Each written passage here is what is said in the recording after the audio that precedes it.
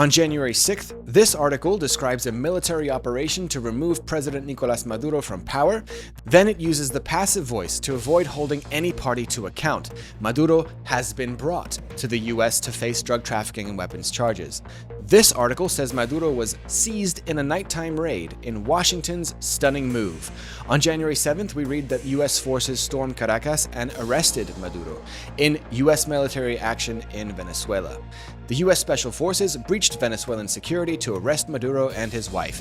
And here, the BBC writes that the US ramped up strikes and a blockade of Venezuelan tankers as part of its pressure campaign against Maduro. No mention of the illegality of these attacks and the dozens of people that the US murdered in these boat strikes. What's lacking in this coverage is the appropriate language to describe what is really going on. The US is conducting an illegal military campaign, illegal under the UN Charter and under US law, since no congressional approval was given for the attack. The objective is to take control of the world's largest proven oil reserve and to secure better access to Venezuela's oil for US oil companies.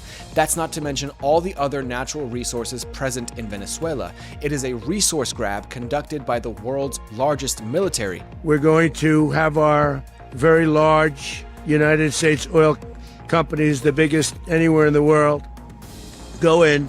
It is modern colonialism. It is theft. The United States government has already begun marketing Venezuelan crude oil in the global marketplace for the benefit of the United States. We are in the midst right now and in fact about to execute on a deal to take all the oil. They have oil that is stuck in Venezuela. They can't move it because of our quarantine and because it's sanctioned. We are going to take between 30 and 50 million barrels of oil. We're going to sell it in the marketplace at market rates, not at the discounts Venezuela was getting. That money will then be handled in such a way that we will control how it is dispersed. And when you don't call it out for what it is, then you are complicit in legitimizing this attack.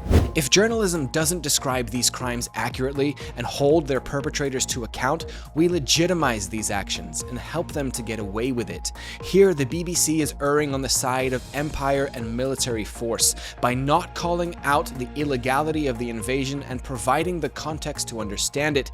It is failing at its job to hold the powerful to account.